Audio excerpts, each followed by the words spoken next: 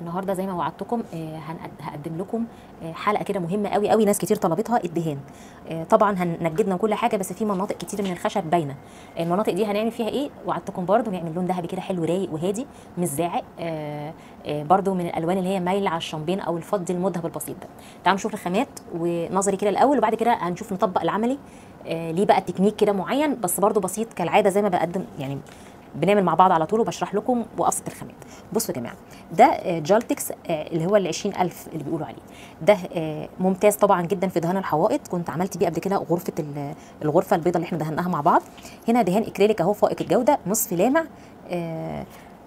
خطير خطير، دي كلمه قليله، بس هو غالي شويه. ممكن تجيبوا كيلو يعمل معاكم الشغلانه بتاعه الانتريه دي، تمام. او ممكن تجيبوا اللاكيه البطانه، مش اللاكيه اللامع اللي هو البطانه المطفيه اللي بتبقى قبل البطانه الخارجيه النهائيه اللي هي بتاعت الاخشاب، بس بطانه داخليه.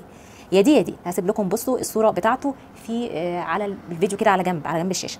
خلاص، يبقى معانا ده. هاتوا بس كيلو واحد، ده نصف لامع او اي حاجه نصف لامع تبقى قبل الغسيل يعني. عشان ليه بقى؟ عشان بيبقى جودته عاليه جدا ومش بيتشال بسهوله، شويه ميه تمسحيها عليها تشيل. خلاص، ده البيز الاساسي، لون ابيض فاتح عشان لما نيجي نشتغل عليها الالوان المذهب تدينا كده خلفيه وميض ايه فاتح. تمام. طيب انا عندي الماركه دي كويسه، بس البيجمنت بتاعها مش قد كده يعني، مش مجرد ما تحطي، بتحتاجي طبقه او اتنين وتلاته. بس هو جميل ورخيص وحلو وكل حاجه. انا كنت جايبه زي ما انتم شايفين ده الميتاليك الفضي اهو، وكنت جايبه كمان اللون اللؤلؤي. استنوا كده اظبط لكم الدنيا عشان ايه تبقى الدنيا واضحه لو اللي عايز يعمل سكرين شوت. اهو ذهبي لؤلؤي فضي. بصوا بقى، الثلاثه دول بيبقوا اساسي عندي. لما بكون عايزه اعمل ذهبي خالص بيبقى حلو برضه اهو الذهبي. لما بيكون عايزه اعمل اللي هو الذهبي فاتح شويه بحط عليه ابيض. على الالوان بقى الشامبينهات والجاي على فضي متهب شويه بدخل عليه الفضي.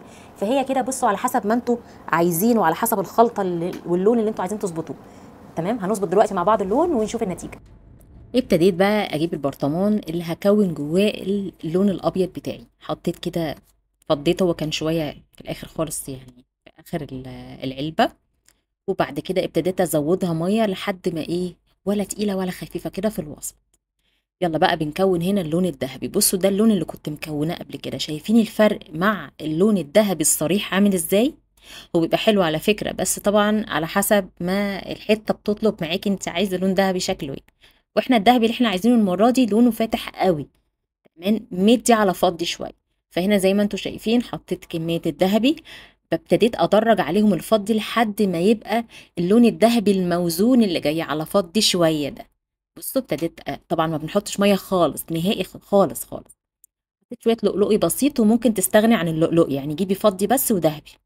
طيب المائي حلو جدا جدا عن العلب اللي هي الفضي الايطالي دي، اللي هي اي حاجه تانية انا استعملتها الصراحه، حتى عن الرش، لان ما بيأكسدش نهائي عن تجربة. وكمان حطيت شوية ورنيش مائي بتاع الحيطان، وممكن برضو تستغني عنه، لان كده كده هنحط طبقة اخيرة للحماية. وبحط بعزل ايدي كده باي فازلين عشان يعني بغسل ايدي بقى بسهولة. وادي الكنبة بتاعتي، ادي الرجول والخشب كله اللي باين. انا بوريكم اهو. طبعا في خطوة مهمة جدا، وبصوا ده كمان الكرسي معايا. طبعا هوريكم ده حلقة في كام حلقة كده ليه هنعمل فيه شغل ابداع قريب قوي. ده جزء بوريكم يعني الخشب اللي باين ده كله، الاجزاء دي عايزه تدهن. خلاص، دعموا افكارنا بلايك يا جماعه وبمشاهده كامله، عشان احنا محتوانا كده يستاهل ومتعوب عليه، عشان تبقوا سبب ان حاجه زي كده تنتشر وتفيد غيركم. بعد كده ببتدي اجيب الصنفره ال 220. احفظوا الاسم ده 220 حلو جدا. هاتوا بقى كده مثلا نص متر، مش هتلاقوه يعني موضوع 10 جنيه، مش هيكتر عن كده النص متر، او يبقى اقل كمان.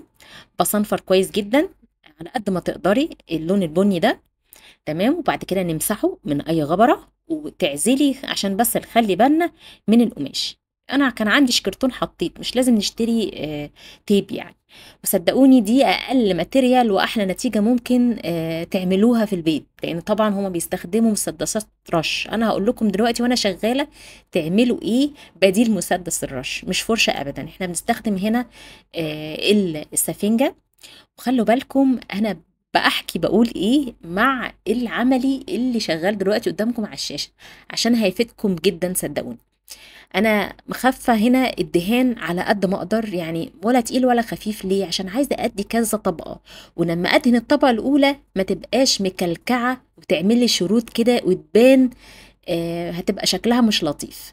فبضطر الطبقه اللي انا بديها دي تبقى خفيفة على قد ما نقدر، بس مش خفيفة قوي، يعني الوسطية كده. طبعا هندي كذا طبق، هو بينشف بسرعة جدا ودي أحلى حاجة فيه. يعني مش تدهني بقى دهان الدوكو أو الزيتي ويفضل باليوم أو يومين عقبال ما ينشف، ودي أحلى حاجة أنا بحب فيها الدهان الإكريليك. وزي ما قلت لكم لازم نصنفر قبلها. واخدين بالكم هنا انا لما بملى السفنجه بتاعتي ببتدي كده ادوس، فبتطلع اللي جواها جوه الحفر والثنايا دي والحفر اللي انتوا شايفينها بتاعت القيمه. وبعد كده ما بزلوطش الدنيا قوي بالدهان، بخلص الدهان اللي في السفنجه بتاعتي واوزعها بقى على بقيه الخشب. ادي اللي بعده، بسيبها تنشف وادي طبقه اولى وتانية وتالتة لغايه ما تحس على قد ما تقدر عملت، يعني ممكن طبقتين بس 3، وتنشف تدي اللي بعدها. تمام. ابتدي بقى بصوا خلوا بالكم جدا، انا ابتديت هنا اشتغل بالذهبي. بصوا انا بدوس ازاي، بطبطب. اول طبقه بس بتبقى بنفس الاسلوب، بعمل اول طبقه بنفس موضوع الطبطبه ده. ما بتزوديش قوي غير لما السفنجه اللي معاكي تخلص بتوزعي بيها كله. بعد كده تاني طبقه ممكن تبقى برضو بنفس الموضوع، هو خفيف شويه البيجمنت بتاعته يعني. بتبقى اول طبقه خفيفه، تاني مره بتتقل، تالت مره بتتقل، على حسب. ممكن في مرتين تلاتة تكون ان شاء الله خلصتي. بس هي عايزه ايه؟ اللي عنده يعني ايه طولة بال هتبقى حلوه جدا يشتغل في المواضيع دي. ما عندوش طولة بال بقى ودي بقى واعملي بره. بس انا شايفه ان الموضوع متعه للناس اللي بتحب الشغل التلوين اللي زينا. نتيجه حلوه جدا جدا على فكره، بيطلع تحفه فنيه، والسطح بيبقى لامع وكأنه مرشوش بالظبط دوكو زي عند الراجل اللي بيدهن. ويلا بينا نبص كده في الاخر عملنا ايه. بصوا اللمعه عامله ازاي، ولما ادينا كذا طبقه ادت السطح انسيابي قوي، ما فيهوش تعريجه واحده، ما فيهوش خط واحد، تحس انه مرشوش زي الدوكو بفعل الطريقه اللي احنا استخدمناها. وهنا عشان المواد بتاعتنا خفيفه كده، مخففينها زي ما بيحطها في مسدس الرش. لازم بتبقى خفيفه الماده وسايله قوي عشان لما يدي طبقه ورا طبقه ما تكلكعش. وهنا شايفين اديت تقريبا طبقه واحده او طبقتين، فطبعا لسه شفافه، فلسه هزود وهدي طبقات تانية. متقلقوش، افضلوا ادوا لحد ما ايه تنشف، وتدوا طبقة تانية لحد ما تستر معاكم خالص السطح. بس النتيجة ممتازة واللمعة حلوة جدا. وانا بحب الاكريليك لانه ما بيطفيش او يجنزر او الكلام ده بعد مدة. احلى مادة اشتغلت بيها كمذهب الاكريليك. بصوا سطح جميل بجد بجد. هي التجربة معايا كانت ناجحة، بس لازم صنفرة تعملوا الخشب كده زي ما وريتكم. شايفين كرسي اخوه اللي جنبه عامل ازاي؟ وبعد كده هعمل التجارب بتاعتي ان احنا نعمل الدهان والسطح الاخير ان شاء الله مادة عازلة تانية. هعمل تجاربي وهقول لكم عليها في الفيديوهات اللي بعد كده. متنسوش دعمكم مهم جدا للمجموعة دي، وشكرا لكم. سلام.